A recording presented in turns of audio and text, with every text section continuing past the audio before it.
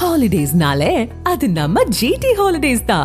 GT Holidays, South India's #1 travel brand. You know you are special when you're with GT Holidays. Sushil Kumar, ஒரு பக்கத்தில் அரசு ஊழியர்கள், போக்குவரத்து தொழிலாளர்கள், ஆசிரியர்கள், தூய்மை பணியாளர்கள் அப்படின்னு எல்லாமே தேர்தல் வாக்குறுதிகளில் நீங்கள் கூறியவை நீங்கள் வாக்குறுதிகளாக அளித்தது தானே நாங்கள் கேட்குறோம் அப்படின்னு 4.5 ஆண்டுகளை கடந்தும் அதே குரல்கள் கோரிக்கைகளாக தொடர்வதை நம்ம பார்க்குறோம். உண்மையில் இந்த அதிருப்திகளை எப்படி சமாளிக்கப் போகிறது தமிழக அரசு? திரு சுஷில், மக்கள் தங்களுடைய உரிமைகளை காக்க, உரிமைகளை மீட்க குரல் கொடுப்பது போராட்டம்னு நம்ம பார்க்குறோம். நான் இந்த போராட்டங்கள்லாம் ஜனநாயகம் ஒரு பாதுகாப்பான சூழல் இருக்கிறதா தான் நான் பார்க்குறேன். பிரிட்டிஷ் இந்தியா காலத்துலேயும் நம்ம போராடி தான் உரிமைகளை பெற்றோம். இந்தியா சுதந்திரத்துக்கு நம்ம போராடினோம். சுதந்திரத்துக்கு பிறகும் பல போராட்டங்களை தான் நம்ம சந்திச்சுட்டு இருக்கோம். இந்த போராட்டங்கள் எதுவுமே மக்கள் விரோத செயல்களுக்கு எதிராக, உதாரணமாக பார்த்தீங்கன்னா கதிராமங்கலம், நெடுவாசலில் மக்கள் விரோதமாக அரசு ஒரு செயலை செய்யும்போது அதுக்கு எதிராக நடந்த போராட்டங்கள் கிடையாது. மக்கள் தங்கள் உரிமைகளுக்காக. அதோட இந்த கோரிக்கைகளை நம்ம கனெக்ட் பண்ண முடியுமா? இல்லை, அதை நான் சொல்றேன். அது மாதிரியா தொடர்படுத்தி பார்க்க முடியும்? இல்லை, நான் அப்படி தொடர்படுத்தலை. மக்கள் விரோதமான செயல்களை எதிர்த்து இவங்க போராடலை. இவர்களெல்லாம் தங்கள் உரிமைகளை கேட்டு தான் போராடுறாங்க. அதை இந்த அரசு கண்டிப்பாக கருத்தில் எடுத்துக்கொள்ளும் தான் நான் நம்புகிறேன். உதாரணமாக நீங்கள் தூய்மை பணியாளர்கள் எடுத்துக்கிட்டீங்கன்னா, எடுத்துக்கொள்ளவில்லை அப்படின்றதா 4.5 ஆண்டுகளை கடந்து தற்போதும் போராட்ட களத்திற்கு வந்திருக்கிறார்கள். கண்டிப்பாக இந்த போராட்டங்கள் நடைபெறுறது ஜனநாயக ஒரு ஆரோக்கியமான சூழல் இருக்குது. அரசு இந்த போராட்டத்தை நசுக்கிற வேலையெல்லாம் ஒன்றும் செய்யலை. உதாரணம், இங்கே மன்னராட்சி காலத்தில் மக்கள் இது மாதிரியான கோரிக்கைகளை வச்சு போராடும்போது அந்த மன்னராட்சி அந்த கிளர்ச்சியாக பார்த்து அதை ஒடுக்குவாங்க. அப்படிப்பட்ட ஒடுக்குதெல்லாம் இங்கே எதுவும் நடக்கலை. இந்த உரிமைகளை அரசு கன்சிடர் பண்ணி கேட்குதான் நான் நினைக்கிறேன். இப்போ இந்த போக்குவரத்து தொழிலாளர்கள் ஒவ்வொரு ஆண்டும் போராடுறாங்க. அரசுகள் ஒவ்வொரு ஆண்டும் அவர்களோட பேச்சுவார்த்தை நடத்தி அவர்களுக்கு செட்டில்மெண்ட் பண்ணுறதெல்லாம் பண்ணிட்டு தான் இருக்காங்க. இப்போ நான் வரும்போது ஒரு நண்பர் ஒருத்தர் நான் கேட்டேன், 2023 வரைக்கும் போக்குவரத்து தொழிலாளர்களுக்கு பழைய ஓய்வூதிய பணி பாதுகாப்பு பணங்கள் எல்லாமே செட்டில் ஆகிட்டு தான் நான் கேள்விப்பட்டேன். தோழர் அதை விரிவாக பேசுவாங்கன்னு நினைக்கிறேன். அது மாதிரி அரசு தன்னுடைய நிதி சுமையும் மீறி அந்த நிதி நெருக்கடியை தாண்டி சில வேலைகளை செய்கிறதுக்கு திராவிட முன்னேற்ற கழக தலைமையிலான அரசு அதை முறையாக தான் செய்துன்னு தான் நினைக்கிறேன். ஆனாலும் தேர்தல் நெருங்கி வர காலத்தில் இது மாதிரியான குரல்கள் அது ஒரு ஒரு நல்ல ஒரு அட்மாஸ்பியரில் அதை அட்ரஸ் பண்ணணும்னு நான் நினைக்கிறேன். இந்த தூய்மை பணியாளர்கள் எடுத்துக்கிட்டிங்கன்னா, அவர்கள் ஒரு கடைநிலையில் இருக்கிற ஒரு செக்மெண்ட் ஆஃப் அவங்க இல்லைன்னா இந்த நாடு என்ன நிலைமையில் இருக்கும், நம்முடைய தெருக்கள் என்ன நிலைமையில் இருக்கும் யோசிச்சு பார்க்க நம்மளால முடியாது. அப்போ இவர்கள் ரொம்ப அரசு இயந்திரத்தை நகர்த்துபவர்களே அவர்கள் தான். அவர்கள் இல்லைன்னா நம்ம வீட்டை விட்டு வெளியிலே வர முடியாது. அப்போ அவர்களை பொறுத்த வரைக்கும் அவர்களுக்கு பணி நிரந்தரம் கொடுக்கணும் அப்படின்னு ஒரு கோரிக்கை வருது. இந்த விஷயத்தில் நான் எழுச்சி தமிழர் தொல் திருமாவளவன் அவர்கள் சொன்ன கருத்தை நான் வரவேற்கிறேன். என்னென்னா, பணி நிரந்தரம் இவர்களுக்கு கொடுத்தா இவர்கள் மட்டுமே அந்த வேலை செய்யணுமா அப்படிங்கிற மாதிரியான ஒரு கேள்வி இருக்குது. நான் அதை பற்றி நான் யோசிக்கும் போது நீங்கள் பார்த்தீங்கன்னா வேறு எந்த சமூகத்திலிருந்தும் எனக்கு தூய்மை பணியாளர் நான் போகணுன்னு யாரும் வர்றதில்லை. அந்த ஒரு குறிப்பிட்ட ஒரு சாதி, ஒரு குறிப்பிட்ட ஒரு வகுப்பு தான் அந்த வேலையை தொடர்ந்து செஞ்சிட்ருக்கு. இது ஒரு சாதியை நீட்டித்து போவதற்கான ஒரு வழி ஏற்படுத்திடுமோன்னு நான் நினைக்கிறேன். அவர் சொன்னதை நான் ஆதரிக்கிறேன். அந்த விஷயத்தில் அரசு இதில் கொஞ்சம் கனிவோடு அவர்கள் பிரச்சனையை அணுகணும்னு நான் நினைக்கிறேன். அவர்கள் கோரிக்கைகளை முழுமையாக இல்லாட்டாலும் ஓரளவுக்காக நிறைவேற்றணும். இன்னொன்று இந்த தனியார் மையம் ஏற்கனவே தேர்தல் வாக்குறுதிகளும் பார்க்கும் பொழுது சாமானிய மக்களுக்கு தந்த தேர்தல் வாக்குறுதிகள், மிக முக்கியமான வாக்குறுதிகள் நடைமுறைப்படுத்தப்படவில்லை அப்படின்ற ஒரு கடும் அதிருப்தி பொதுமக்களிடம் இருக்கிறது நம்ம பார்க்குறோம்.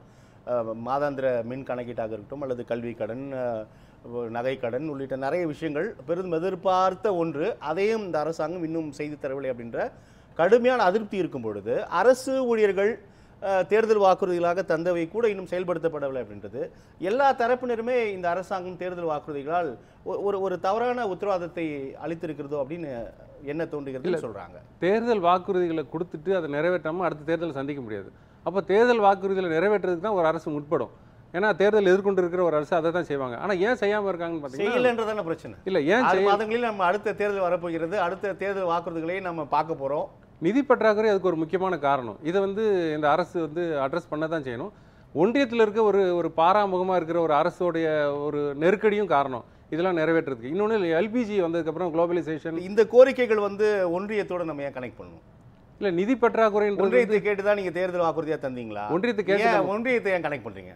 ஒன்றியத்தை அவங்களே இருக்கிறீங்க. இதில் உதயமின் திட்டம் உதயமின் திட்டத்தை நிறைவேற்றும் போது அவங்க போட்ட ஸ்கீம் பிரகாரம் நம்ம தானே.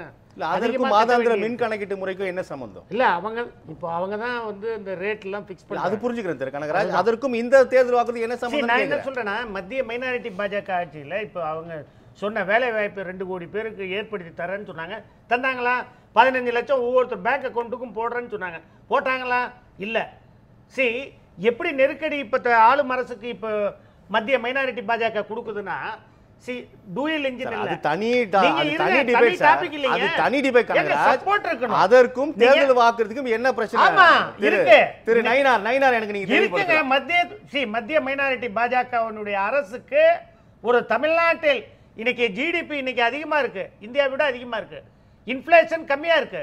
இன்னைக்கு நம்ம எடுத்துக்கிட்டோம்னா தொழில் வளர்ச்சியில இந்தியாவில் இப்ப இன்னைக்கு அதிகமா ஜிஎஸ்டி கட்டுறது தமிழ்நாடு. பொருளாதாரத்தில் அதிகமாக தான் இருக்கு. இன்னைக்கு நீங்க தொழிலாக இருந்தாலும் சரி, பொருளாதாரமாக இருந்தாலும் சரி, தமிழ்நாடு முன்னிலை வைக்கின்ற மாநிலமா இருக்கு. நாங்க என்ன கேட்கிறோம்? நாங்க ஜிஎஸ்டியோ மத்திய ஒன்றிய அரசுக்கு ₹1 கொடுத்தா எனக்கு 25 பைசா தான் தரீங்க ரிட்டர்ன், 75 காசு வரல. அப்படி இருக்கும்போது எப்படி நாங்கள் எல்லா திட்டங்களையும் நிறைவேற்ற முடியும்? அப்படின்ற ஒரு விஷயம் தமிழ்நாடு மாநில அரசுக்கு இருக்கின்றது. மத்திய அரசாங்கத்தினுடைய விஷயம் ஒண்ணுமே இல்லைங்க. ஆனாப்பட்ட கோவாவை தமிழ்நாடை விட நல்லா இன்னைக்கு ஃபண்டிங் கொடுத்து கொண்டு வந்திருக்காங்க மேல. ஏன் நீங்க இன்னைக்கு உத்தரப்பிரதேச யாரும் போகாத ஆளுக்கு டிக்கெட் எடுக்க முடியாது, ரயில்வே டிக்கெட் எடுக்க முடியாது, ஃப்ளைட் டிக்கெட் எடுக்க முடியாது. அந்த ஊர்ல ஏர்போர்ட் கட்டுறாங்க. ஏங்க 10 ஏர்போர்ட் உத்தரப்பிரதேசத்தில் தேவையா? டிக்கெட் எடுத்து போக முடியாத இடத்துக்கு ரயில்வே பிளாட்ஃபார்ம் பெருசா பல 100 கோடிகள்ல தேவையா? நம்ம இதுக்குள்ள வந்து இதெல்லாம் நீங்க நான் என்ன சொல்றேன், மத்திய அரசு, நான் அவரோட நேரம் தான், நான் சாரி அவரை நான் இன்டரப்ட் பண்ணதுக்கு. இருந்தாலும் மத்திய மைனாரிட்டி பாஜகவினுடைய ஃபெயிலியர்கள்னால தான் தேர்தல் வாக்குறுதிகளை, திமுக கொடுத்த தேர்தல் வாக்குறுதிகளை நிறைவேற்ற முடியலன்னு இன்றைக்கு பகிரங்கமாக குற்றம் சுமத்துகின்றேன். எல்பிஜி கேஸ் என்ன, பெட்ரோல் டீசல் கேஸ் யார் கண்ட்ரோல் இருக்கு? அவங்க கண்ட்ரோல் இருக்கு. இன்னை வரல குறைச்சாங்களா? அவங்க என்ன சொன்னாங்க? 56 ரூபாய் 2004 இருந்தது பெட்ரோல் டீசல். அதனாலதான் இவங்க குறைக்கல. ஏங்க மத்திய அரசாங்கத்தினுடைய சொல்ல வரீங்க, மத்திய அரசாங்கத்தினுடைய இன்றைக்கு அவர்களுடைய சப்போர்ட் இல்ல. அதான் தமிழ்நாட்டினுடைய நிதி நிலைமைக்கு அவரோட நேரம் நீங்க குறிப்பிட்டீங்க. உங்களுக்கு சொன்னேன் சுஷில். இல்ல இப்ப நீங்க ஒன்றியத்தில் இருக்க அரசு தான் இது காரணமானு கேக்குறீங்க. தமிழ்நாடு போராட்டம் நம்ம டிபேட் அது இல்லை. நம்ம தமிழகத்தில் இருக்கக்கூடிய தூய்மை பணியாளர்கள், அரசு ஊழியர்கள், போக்குவரத்து ஊழியர்கள் எல்லாமே பழைய ஓய்வூதிய திட்டம், அவங்க சம வேலைக்கு சம ஊதியம் உள்ளிட்ட ரொம்ப சாதாரணமான நம்ம உரிமைகள், அவங்களுக்கான தேவைகளை கேட்குறாங்க. இந்த அரசாங்கம் தேர்தல் வாக்குறுதியாக தருதுங்க. இதுக்கு நம்ம திருப்பியும் மத்திய ஒன்றிய அரசாங்கத்தை நோக்கி கை காட்டுவதோ, அவங்க நிதி தரல அதனால தான் செயல்படுத்த முடியலன்றதுலாம் இது ஏற்புடையவாதமாக எனக்கு தெரியல. இல்ல நிதி தரலன்றது வாதமாக ஏற்கிறேன். ஆனா இதுக்கு வாதமா என்னால ஏற்க முடியல. திரு நயினா இதை எப்படி பார்க்கலாம்? நிதி பிரச்சனையும் ஊழியர் பிரச்சனையும் இணைப்பதே தப்பு. பிரதானமான கோரிக்கை எங்கள்கிட்ட பிடித்தம் செய்த பிஎஃப் பணத்தை எங்க அக்கௌண்ட்ல போடுன்னு சொல்றோம். இதுக்கும் ஒன்றிய அரசுக்கும் என்ன சம்பந்தம்? திரு கனகராஜ் அவர் சொன்னாரு போக்குவரத்து நஷ்டமான துறை அப்படின்னு சொல்றாரு. நஷ்டம்னு நாங்க சொல்லவே இல்லை. இது ஒரு தவறான கருத்து மக்கள் மத்தியில் பரப்பப்படுது. இது சர்வீஸ் செக்டார். இதே முதலமைச்சர் எடப்பாடி பழனிசாமி முதலமைச்சராக இருக்கும்போது ஒரு புக்கே அடிச்சு கொடுத்துருக்கிறார். நான் அதுக்குள்ளெல்லாம் போகலை.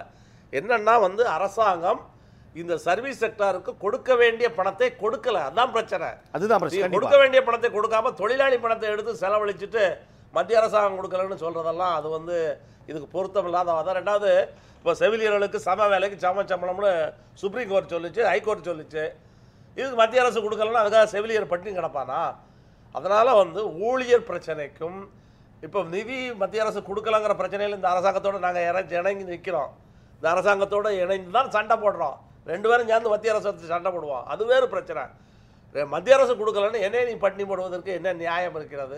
சுஷில், அதெல்லாம் அது சரியில்லை சார். இப்போ போக்குவரத்து தொழிலாளர் 2018க்கு அப்புறம் போக்குவரத்து தொழிலாளர்களுக்கு ரிட்டையர் ஆகும்போது செட்டில்மெண்ட்லாம் பண்ணலைன்னாங்க. இப்போ 2023 வரைக்கும் பண்ணியாச்சு. எடப்பாடியார் காலத்துலையும் அதே தான் இருந்துச்சு, ரொம்ப பெண்டிங் இருந்துச்சு. இப்போ அதெல்லாம் கிட்டத்தட்ட 2023 வரைக்கும் அவர்களுக்கு எல்லாம் செட்டில் பண்ணியாச்சு. அதுபோக இந்த தனியார் மையம் தாராள மையம் சொல்றத குறிக்கிட பண்ணிக்கணும். 2021 பிப்ரவரியில் தேர்தல் அறிவித்தார்கள்லாம். பிப்ரவரியில் தேர்தல் அறிவித்த பொழுது அதிமுக அரசாங்கம் ஒரு அரசாணை போட்டு பணத்தை ரிலீஸ் பண்ணி அதிமுக ஆட்சி காலம் வரைக்கும் இருந்த அத்தனை டியூவையும் நிதி ஒதுக்கீடு செஞ்சு போயிட்டாங்க. இந்த பாக்கி அத்தனையும் திமுக ஆட்சி காலத்தில் ஏற்பட்டப்பட்டது.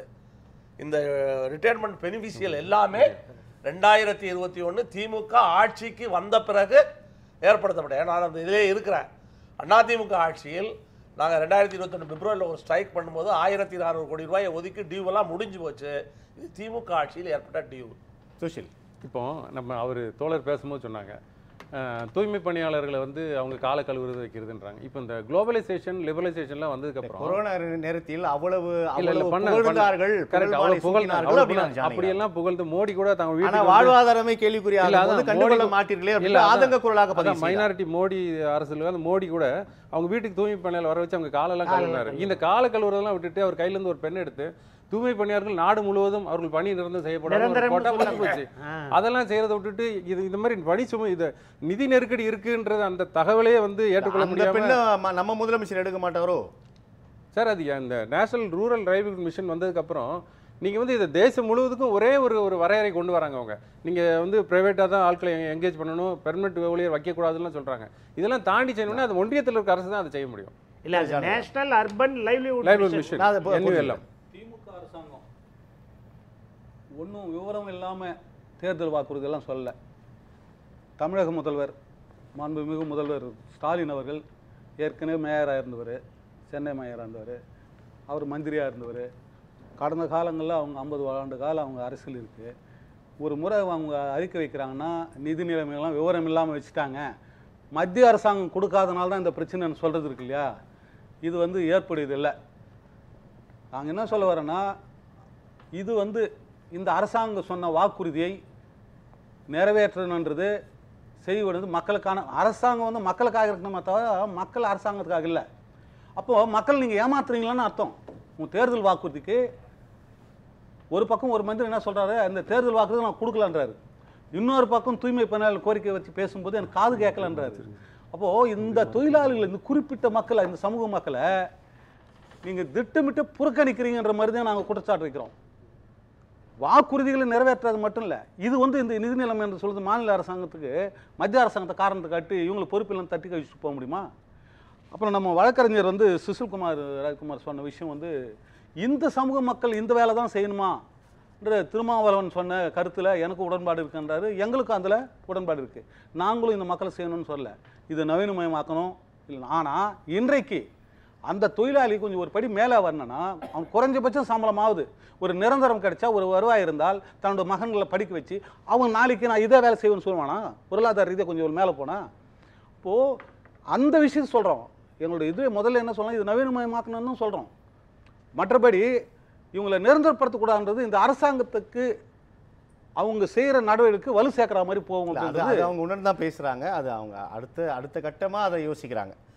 நல்லது. நம்ம இப்போ அப்புறம் இன்னொரு விஷயம் சொல்லுறேங்க, நாங்கள் இந்த ஆட்சியில் மட்டும் இல்லை, தூய்மை பணியாளர் விஷயத்தில் 1977லேருந்து 2017 வரலாம் அவங்களுக்குடைய மினிமம் வேஜஸும் ராஜ்பேட் எவ்வளோ மொத்தமே வெறும் 265 ரூபா தான்.